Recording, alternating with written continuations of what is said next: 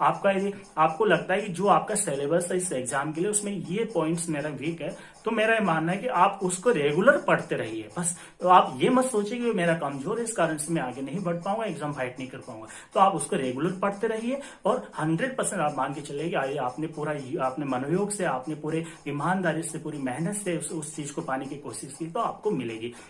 इसके अलावा मैं आपको एक उदाहरण देता हूँ कि आप नई जगह पर जाते हैं, नई जगह पर यानी आप कहीं बाहर शहर में गए, आप कोई जॉब करने के लिए गए या पढ़ने के लिए गए, तो मान लिया आपने कहीं रूम लिया और मैं अपने स्टूडेंट को भी हर बार बहुत बार एग्जाम देता हूँ कि आपने रूम लिया और आप अपने रूम से लेकर के आप ऑफिस जाते हो। इस दौरान आप मान लिया आप 3, 4, 5 किलोमीटर की दूरी तय करके जाते हो। तो आप घर से जब निकलते हो तो आपको पता आप सर्किल पे गए, सर्किल से आपने टेम्पो पकड़ा, फिर एक अदर सर्किल पे गए, फिर आप आगे से गए और इस तरह से आप ऑफिस जाते हो। लेकिन आपने अभी तो कुछ भी याद करने की कोशिश नहीं की रास्ते में क्या क्या आता है। लेकिन जब आप 10 दिन तक रेगुलर इसी चीज को करते हो, आप घर से ऑफिस जाते हो, ऑफिस से घर आते हो, तो आप देखते हो कि यदि 10वें दिन के बाद आपसे पूछा जाएगा आप बताइए भाई साहब जब आप अपने घर से निकलते हो और ऑफिस जाते हो तो बीच में क्या क्या आता है, तो आप यकीनन मानिए कि आप सब कुछ बता दो कि मैं यहां से निकल रहा हूं, यहाँ सर्किल होता है, यहाँ वो भाई साहब खड़े रहते हैं, इतने बजे वो गाड़ी आती है, यहाँ ये शॉप होती है, यहाँ पर ये मंजिल खड़ी है, यानी सारी चीज बता दोगे। लेकिन आपने कभी उसको याद करने का तो प्रयास किया ही नहीं, फिर आपको कैसे याद है। तो